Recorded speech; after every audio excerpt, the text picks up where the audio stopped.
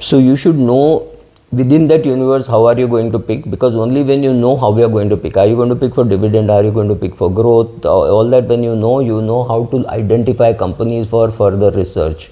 Everybody quotes Peter Lynch saying, Peter Lynch said, buy the share of a company which you are using the product. For example, if you are using a lot of Colgate toothpaste, when I say a lot of, I mean everybody in your family uses Colgate toothpaste, then go and buy Colgate. No, that's not what he said. He said go and do research. So find out how you will buy an FMCG, bank, etc., etc. You already have defined your universe as the top 200 companies. Within that, you will look to replicate the index in terms of industry, not in terms of companies. If you're going to say, okay, I'm going to anyway replicate the index, you might as well go and put money in an index fund or an index ETF, right? So it does not make sense. So you say, okay, I will be this percentage in technology, this much in banking, this much in pharma, this much in FMCG, this much in entertainment, right? That you copy either the Nifty or the Sensex, so one of the two. Then how to evaluate individual companies, that is something which you have to learn. I'm not going to add too much value there, because today I'm not doing any great original research.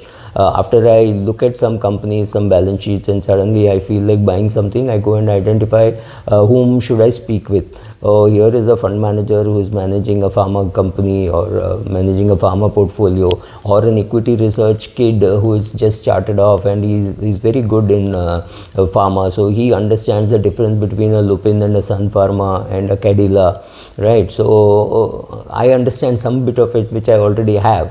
But something new comes up, I have no clue how much effort I'm going to put. So there I need to talk to somebody. That's what I said. In my process, some of the things you will be able to copy, some of the things you won't be able to copy. If you don't know whom I'm talking with and why that person is available to me, may not be available to you, then you have to be a little more careful about how you build your portfolio, or how to pick up that particular stock. But yes, you have to put a process saying these are all the things that I will see.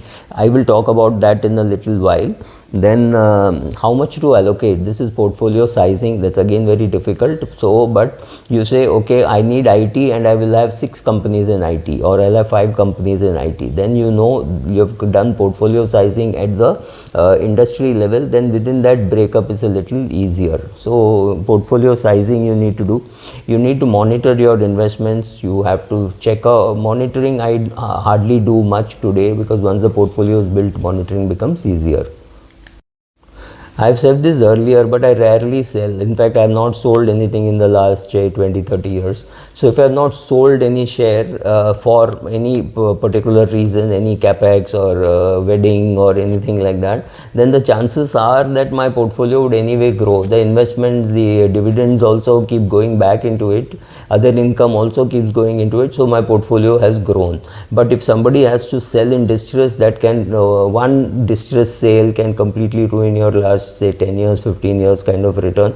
If you are forced, suppose you were forced to sell some shares in March 2020, all the effort from 2010 to 2020 would be wiped off like this. So you should never ever have to sell equity in distress. So, and then now you have to find out how to keep improving.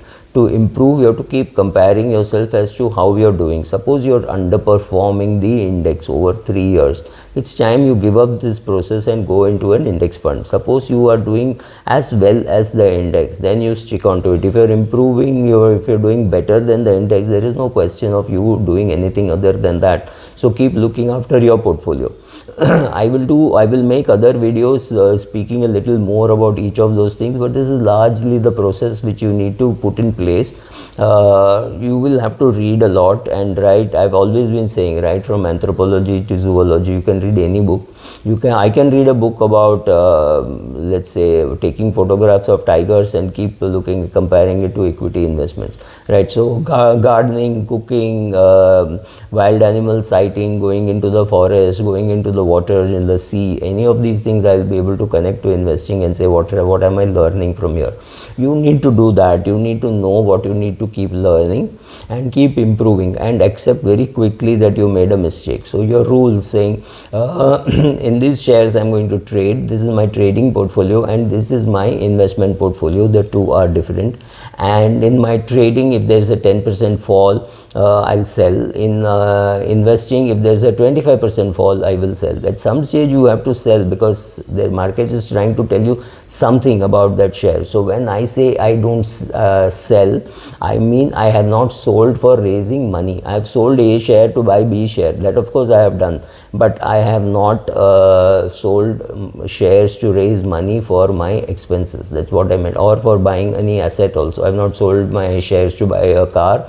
I have not sold my shares to buy a house. So my investment portfolio therefore has been luckier. You will have to build it over a period of time. So as part of the investment process, I said you have to create your investment philosophy statement, you involve your family, and the first step is to define the universe in which you are going to invest. I would think that you should restrict yourself to the top 200 companies, because building a portfolio is very difficult beyond that, right? You could go, when I'm talking of first top 100 is large cap, next 150 is mid cap, that is first 250 is gone, and after that there is small cap. I would suggest that you don't even touch small cap. Best way to enter small cap is to do an SIP in a mutual fund, because picking up 30-40 companies, 50 companies is going to be 160 companies in case of Nippon small cap. Picking up so many companies is a nightmare. We will never be able to do it. So I would think you should stay out of small cap. So if you want to go beyond 200, it should be 250, which is your large cap and your mid cap. Here you could take two views. One is to say, I'm not going to add any great value in large cap. So large cap, I will go to an index fund. But beyond that, I will do some stock picking. The other way to do is to say, okay, in large cap, the fund manager is not likely to add too much value. I will create my own large cap portfolio, but for my mid cap, I will look at investing in a mid cap mutual fund. So I'm saying here you are building your equity portfolio. So your large cap, you have decided that you will do it yourself. Your mid cap, you decide partially I will do and partially I will do SIP in the mutual fund. And small cap, I will only do SIP in the mutual fund, and I will take a 20-year view on that, or 10-year view. Because for all the worst case, what happens in case of small cap is when there is a drawdown, the fall is the highest, and that is the time when you panic, right? It's about controlling your mind. That's very difficult in an individual portfolio. You look at it and say, oh my God, what has happened now? What will I do? For example, if you have invested in an airline which is going to declare bankruptcy or has declared bankruptcy, then you're constantly worried that, oh my God, what should I do now? But if it is part of a portfolio, then you're not so much worried, because the impact is much less than what you will feel if you're holding the share directly. So small cap, I would suggest mutual fund. Mid cap, you could do your own stock picking. Large cap, it's much easier to do stock picking, because these companies are well researched. So if you want something on HDFC Bank, chances are you will find some 20 research analysts doing a job and putting out their recommendations, and it will be available. And it's a stable company, may not give a great return, but it is going to be a no surprise kind of a company. Nothing great, but nothing bad will happen.